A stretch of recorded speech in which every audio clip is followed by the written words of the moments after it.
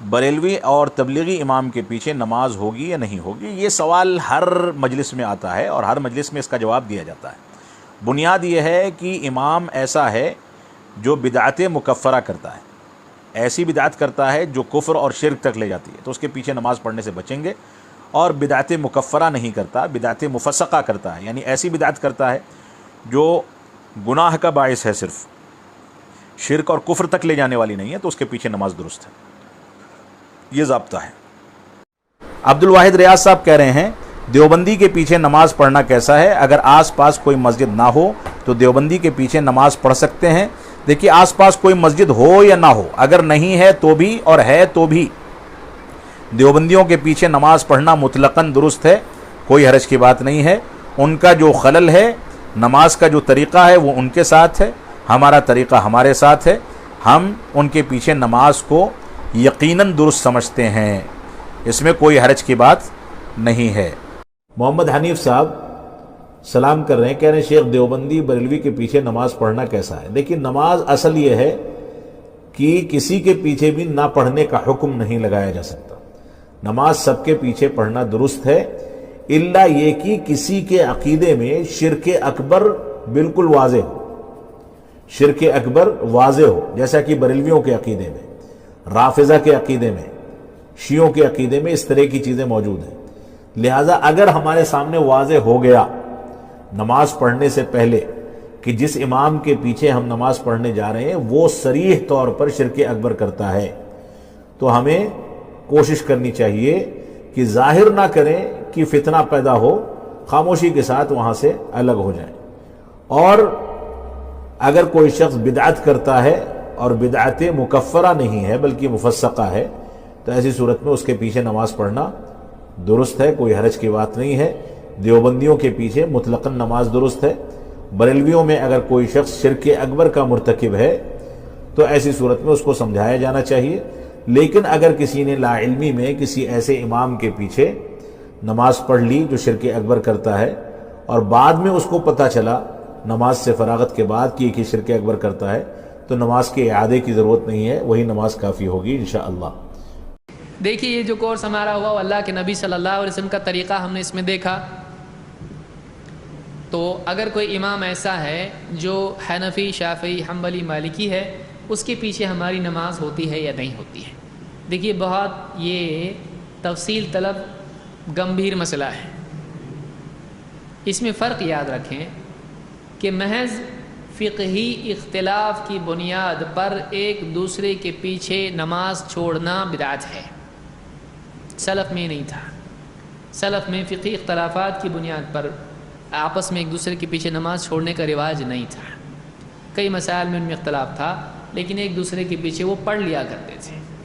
ہاں، لیکن کوئی آدمی اگر اسلام کی حدود سے نکل جائے، ایسے باطل عقائد اس کے ہوں کہ جو کفر اور شرک والے ہوں، تو ایسے امام کے پیچھے نماز نہیں پڑھنا چاہیے جس کو اس کا علم ہے، لیکن پھر بھی وہ اپنی اصلاح نہیں کرتا ہے۔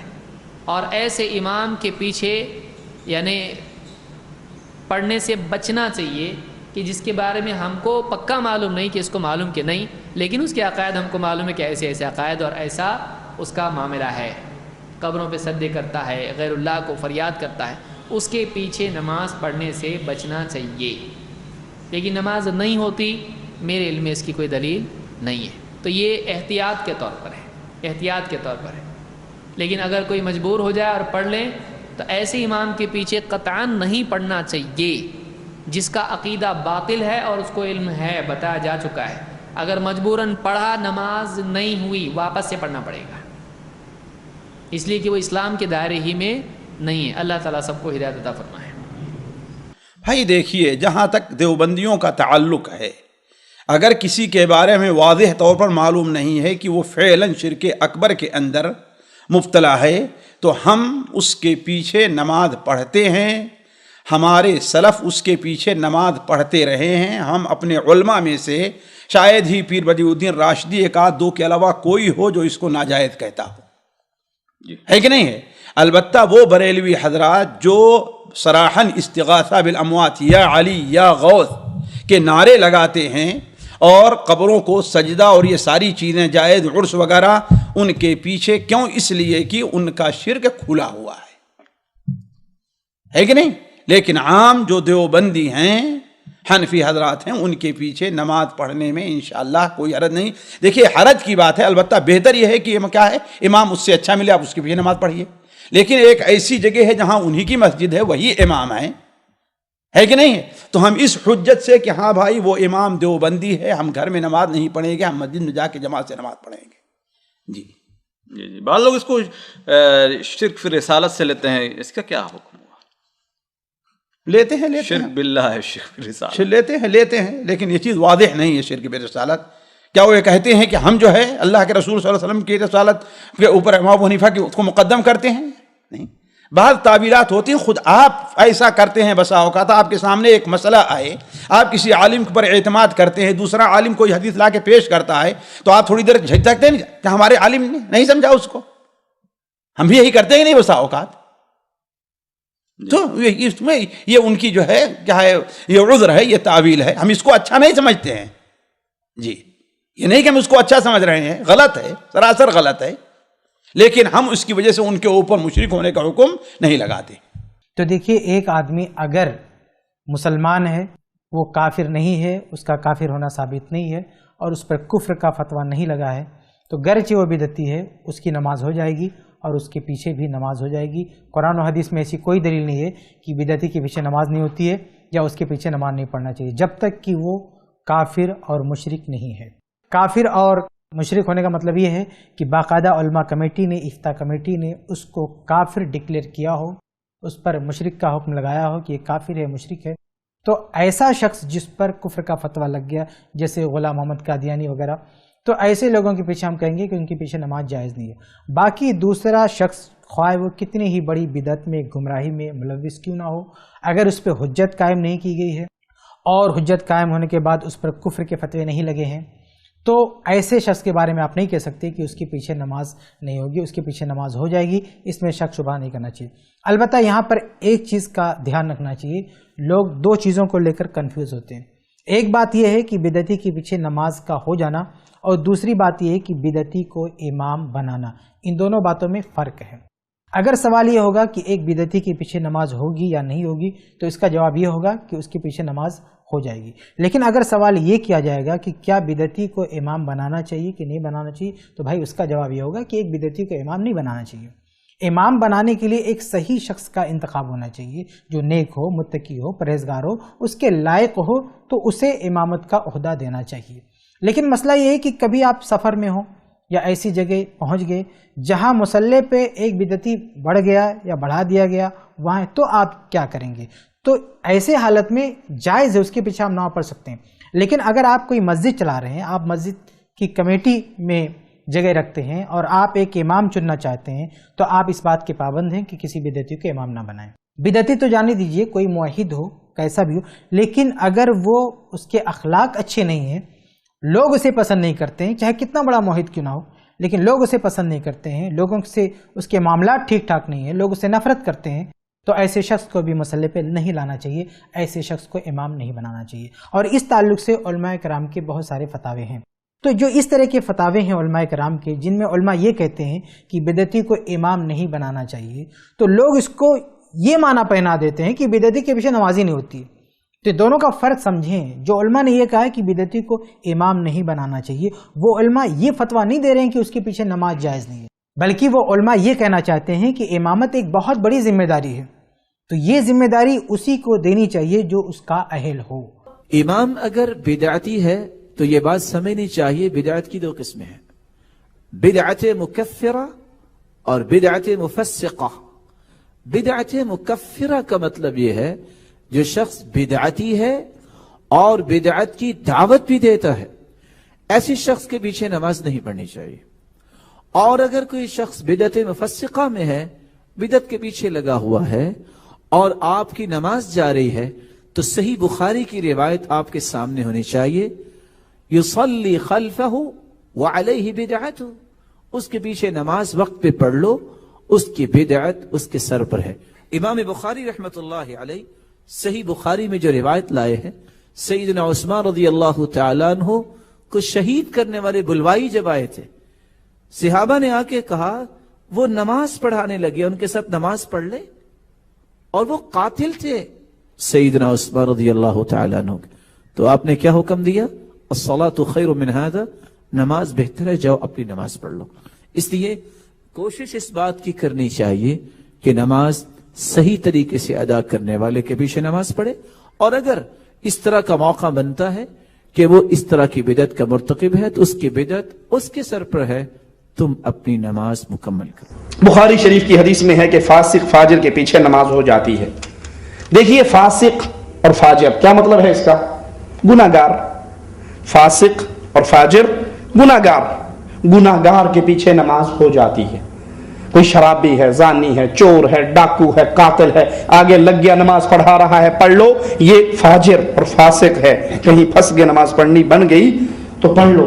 अगर ये मुशरिक है, अगर ये मुशरिक है और जिंदगी में इसने कोई गुनाह भी नहीं किया, ना इसने कभी कत्ल किया, ना इसने चोरी की, ना इसने डाका डाला, ना इसने बदकारी की, ना इसने शराब पी, ना इसने गीबत की, ना इसने सूद खाया, तमाम अखलाक इसके बड़े आला हैं, लेकिन या अली मदद के नारे लगाता है, लेकिन कब्रों का तवाफ करता है, कब्रों पे सजदे करता है, गैरुल्लाह के नाम पे जानवरों की नियाज देता है, उनके नाम की नजर देता है, उनको मुश्किल कुशा, हाजत रवा, मददगार, गौसे आदम समझता है, अखलाक में आला, किरदार में आला, लेकिन तौहीद के अंदर शिर्क की मिलावट करता है, ये मुशरिक है। मुशरिक के पीछे नमाज किसी सूरत में नहीं हो सकती। गुनाहगार के पीछे नमाज पढ़ी जा सकती है, खताकार के पीछे नमाज पढ़ी जा सकती है, दाढ़ी मूंढने वाले के पीछे नमाज पढ़ी जा सकती है, लेकिन मुशरिक के पीछे नमाज नहीं होती। मुशरिक की अपनी नहीं होती, आपकी कहां होगी? इसकी मिसाल देके समझाऊं। अभी आप यहां से नीचे उतरो, कोई भाई दूर से आया है टैक्सी पे, अब वो टैक्सी पे वापस जाना चाहता है, एक टैक्सी वाला खड़ा है, आपको कहता है आओ बैठो चलें, और जहां भी कहोगे मुफ्त छोड़ के आऊंगा, मज्जानन छोड़ कर आऊंगा, बलाश कुछ नहीं लूंगा आपसे। आप बैठने के लिए जब दरवाजा खोलते हो और उसकी चेहरे की तरफ गौर से देखते हो तो पता लगता है तो अंधा है। क्या है? अंधा है। बैठोगे? जी मुफ्त ले जा रहा है यार, बैठ जाओ, पैसे नहीं ले रहा, 2 रियाल भी नहीं ले रहा है, फ्री में छोड़ के आ रहा है। कहोगे मौलवी साहब मरेगा और मारेगा, ये नालों चंगा मैं पैदल टुर जाऊं। पहुंच तो जाऊंगा ना, पहुंच तो जाऊंगा पैदल जाके, इससे तो नजर नहीं आ रहा, इसने गाड़ी कैसे चलानी है, तो अंधा है। जो अल्लाह की इबादत में गैर को शरीक करता है वो अपने दीन का अंधा है, उसको तो अपना रास्ता नजर नहीं आ रहा, आपका इमाम कैसे बन जाएगा? अगर अपने आस पास में कुर्बो जवार में सही अकीदे और मनहज के लोगों की मस्जिद नहीं है और उन लोगों की मस्जिदें हैं जिनके अकीदे गलत हैं, बेबुनियाद हैं, जिसमें शिर्क और बिदआत पाई जाती हैं, जिनके अकीदों के अंदर, जिनके आमाल के अंदर ये सब चीज़ें पाई जाती हैं, तो क्या हम अपने घरों में नमाज पढ़ें या उनके पीछे हम नमाज पढ़ सकते हैं? दोनों तरह की बातें अहले इल्म की तरफ से कही गई हैं। और हिंदुस्तान के हालात को सामने रखते हुए ये कहा जा सकता है कि अगर हम यहाँ रहने वाले जो कई तबके के मुसलमान हैं अहलुल हदीस के अलावा, जिनके यहाँ शिर्क पाई जाती है, अगर हम उनके पीछे नमाज पढ़ते हैं तो हमारी नमाज सही और दुरुस्त हो जाएगी। और उसकी वजह यह है कि उनमें की अक्सरियत सही और हक़ की मारिफत से जाहिल हैं, सही और दुरुस्त अकायद को और आमाल को नहीं जानते हैं, उन्हें इसकी जानकारी नहीं है। اور ان میں سے کچھ جو جانتے ہیں ان پر حجت تمام نہیں ہوئی، حجت قائم نہیں کی جا سکی. جو لوگ جانتے ہیں اس میں سے، اور وہ بہت تھوڑے ہیں، کیونکہ یہاں کے حالات کو سامنے رکھ کر کے اگر آپ یہ کہیں کہ عقیدے کی کتابیں پڑھائی ہی نہیں جاتی، صاف ستھری عقیدے کی کتابیں داخل نصاب ہے ہی نہیں. جہاں تک میری جانکاری ہے مدارس کے نصاب کے حوالے سے اہل الحدیث کے علاوہ ان کے یہاں عقیدے سے متعلق وہ کتابیں جو صاف ستھری ہیں وہ داخل نصاب ہے ہی نہیں. تو جو چیز پڑھی اور پڑھائی نہیں جاتی ہیں ان کی معرفت اور جانکاری کہاں سے انسان کو حاصل ہو سکتی؟ ایک بات. دوسرے، اگر تھوڑی بہت جانکاری لوگوں کو ہے بھی اور ان کے اوپر حجت قائم نہ کیا جائے، اس وقت تک انہیں کافر اور مشرک نہیں کہا جا سکتا. اس وقت تک انہیں کافر اور مشرک نہیں کہا جا سکتا. وَمَا كُنَّا مُعَذِّبِينَ حَتَّى نَبْعَثَ رَسُولًا، جب تک رسول نہ آئیں اور اپنی رسالت ان تک نہ پہنچا دیں، رب کی طرف سے ان پر عذاب نہیں ہوگا. رسول کی رسالت کے پہنچنے اور پہنچانے کا معنی کیا ہے؟ کہ وہ لوگوں کو بتائیں اور لوگ ان کی بات کو سمجھ لیں. لوگوں کو وہ بتائیں، رب کا پیغام ظاہر کر دیں اور لوگ ان کی باتوں کو سمجھ لیں اور شکوک و شبہات دور ہو جائیں. یہ ہے حجت قائم کرنا. اگر رب کا پیغام ہم پہنچائیں اور لوگ اسے سمجھ ہی نہ پائیں تو اس کو حجت قائم کرنا نہیں کہتے. اور اگر سمجھ لیں لیکن اس کے خلاف ان کے پاس ایسے دلائل ہیں شکوک اور شبہات کی روشنی میں، شکل میں، کہ جو ہمارے اس پیغام کو پورے طور پر اختیار کرنے کے راستے میں حائل ہیں، تو جب تک وہ شکوک و شبہات دور نہیں کیے جاتے حجت پورے طور پر قائم نہیں ہوتی. تو ان تفصیلات کو سامنے رکھنے کے بعد بظاہر ایسا لگتا ہے کہ اگر ایسے لوگوں کے پیچھے ہم نماز پڑھتے ہیں گویا کہ ہم مسلمان کے پیچھے نماز پڑھتے ہیں، نہ کہ مشرک اور کافر کے پیچھے. اور ایک مسلمان اگر کسی درجے کے مسلمان کے پیچھے نماز پڑھتا ہے تو اس کی نماز ہو جاتی ہے. من صلی صلاتنا واستقبل قبلتنا واکل ذبیحتنا فذلک المسلم. نبی کریم صلی اللہ علیہ وسلم نے یہ ذکر فرمایا کہ جو ہمارے جیسا نماز پڑھتا ہے اور قبلہ کو قبلہ مانتا ہے، ہمارے ذبیحے کو کھاتا ہے، تو یہ مسلمان ہے. لہو ذمۃ اللہ و ذمۃ رسولہ. ایسے لوگوں کو اللہ اور اس کے رسول کا عہد و پیمان حاصل ہو جاتا ہے.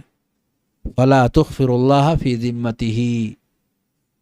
تو اللہ کی طرف سے دیے ہوئے عہد و پیمان کو نہ توڑو، اس کو باقی رکھو.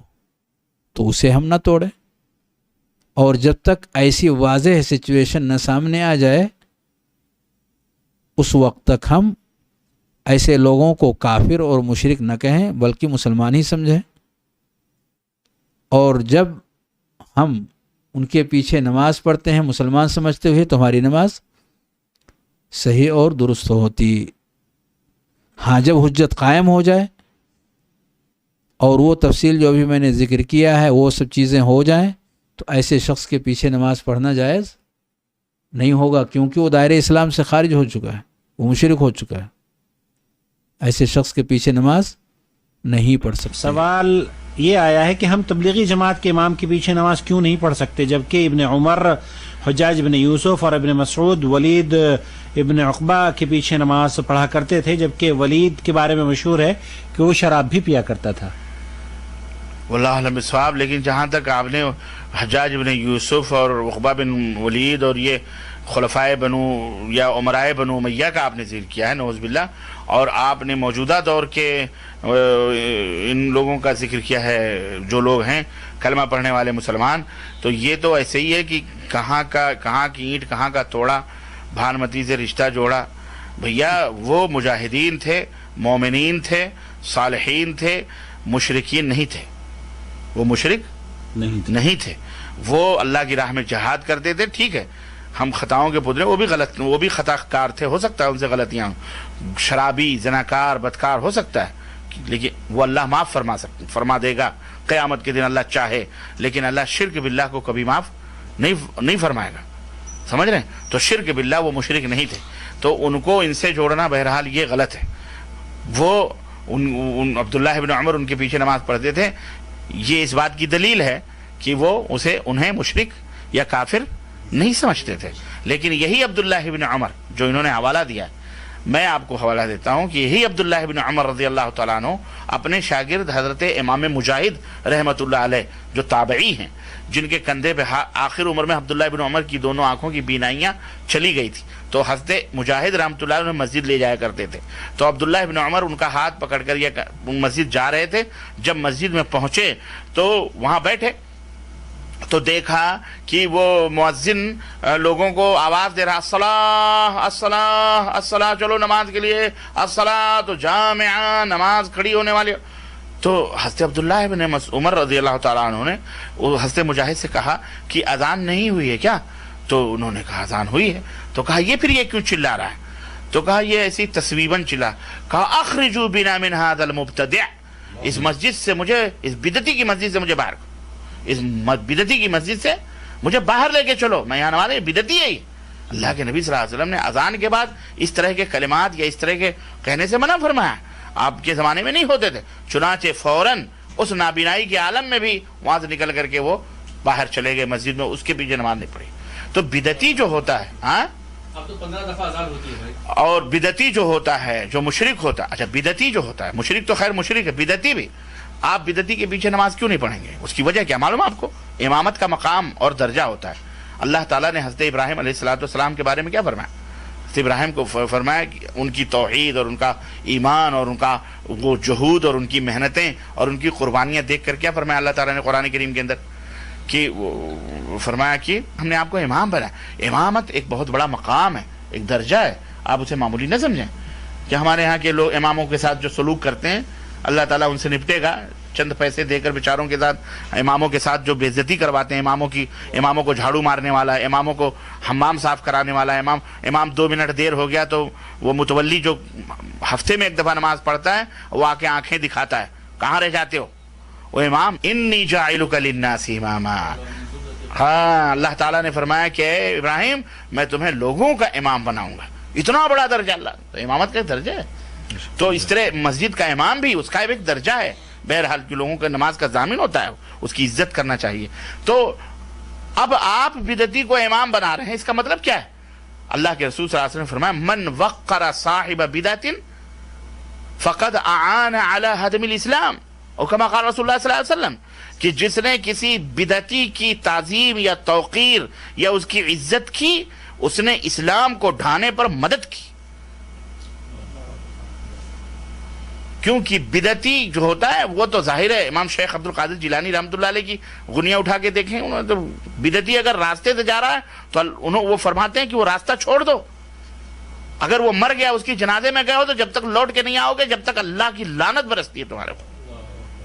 یہ سوچیے، یعنی آپ شیخ عبد القادر جیلانی رحمۃ اللہ علیہ کے اس قول کی روشنی میں سارے بدعتیوں کا حال کیا ہے جو بیچارے انہی کی رٹی مارتے ہیں صبح شام.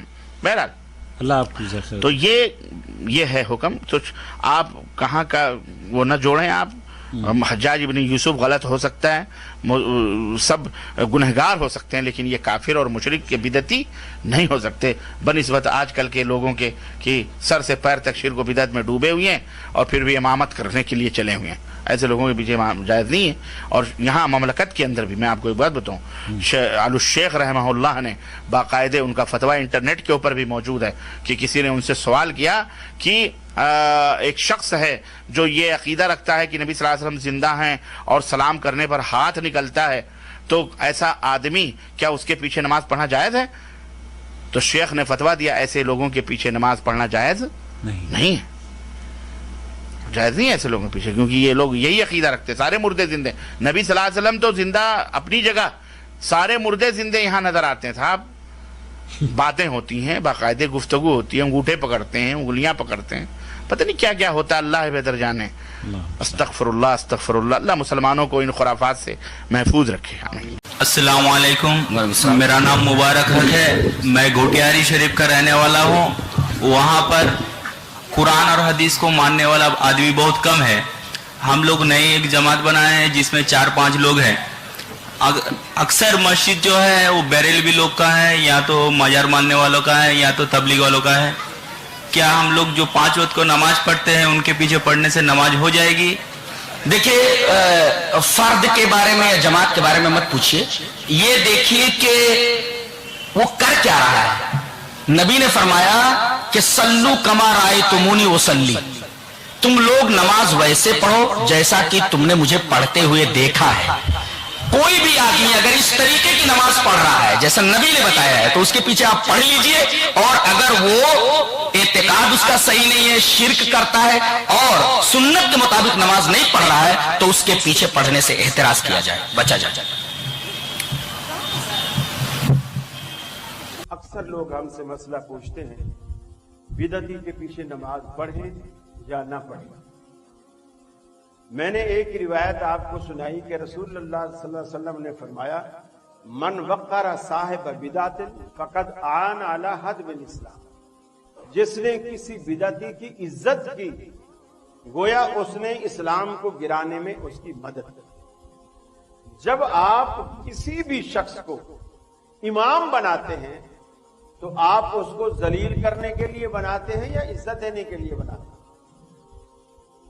خطیب سے بات کر سکتے ہیں, عزت دینے کے لیے. آپ جب بھی کسی کو امام بناتے ہیں, مصلی پر کھڑا کرتے ہیں اور آپ اس کے پیچھے کھڑے ہو جاتے ہیں, گویا آپ نے اس کی عزت کی. علماء کے ہاں عزت دینے کا یہی طریقہ ہے, وہ اپنا منبر پیش کر دیتے ہیں یا اپنا مصلی پیش کرتے ہیں. اب مثال کے طور پر میں آیا اور میں منبر پہ بیٹھ گیا. مجھے نہیں پتا کہ مسجد میں کون کون آیا ہوا ہے. اب میں نے ایسے دیکھنا شروع کیا تو مجھے نظر آیا کہ عبداللہ ناصر صاحب یہاں بیٹھے ہوئے. نظر آیا کہ عبداللہ ناصر صاحب یہاں بیٹھے ہوئے. اب میں عزت کس طرح دوں گا؟ میں منبر سے اتروں گا, ان کے پاس جاؤں گا, ان کے ملوں گا بھی اور کہوں گا کہ شیخ آپ آئیے جمعہ پڑھا. میں تو روز پڑھاتا ہی رہتا ہوں یہاں پر, آپ آج آئے ہیں, آپ نیچے بیٹھ کے سنیں نہیں, آپ یہاں کھڑے. یہ علماء کا ایک انداز ہوتا ہے دوسرے کو عزت دینے کا. اچھا, اسی طرح ہم کہیں بھی چلے جاتے ہیں, نماز کا ٹائم ہو, اگر جماعت کھڑی ہونے سے پہلے ہم مسجد میں پہنچ جائیں تو وہاں کا امام یا وہاں کے نمازی اگر مجھے جانتے ہیں تو وہ لا محالہ مجھے کہیں گے کہ جی قاری صاحب آئیے نماز پڑھیں. تو ان کا مقصد عزت دینا ہوتا ہے. تو جب آپ کسی بدعتی کو امام بناتے ہیں تو گویا آپ اس کو عزت دیتے ہیں, اور اللہ کے رسول نے فرمایا جو بدعتی کی عزت کرتا ہے وہ اسلام کو گرانے میں